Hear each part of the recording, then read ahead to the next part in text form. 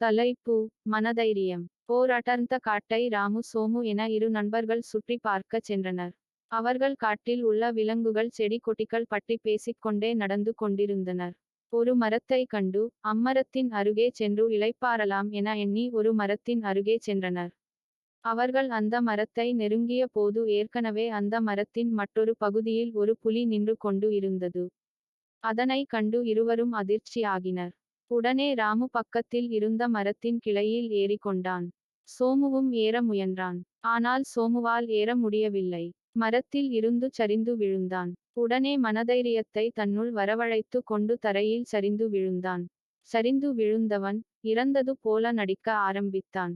இவர்கள் எழுப்பிய சத்தத்தை கேட்டு புலி அவர்களை நோக்கி நடந்தது. தரையில் விழுந்து கிடந்த சோமு அருகே சென்றது. புலி தன் அருகே நிற்பதை உணர்ந்த சோமு பயத்தில் நடுங்கினான்.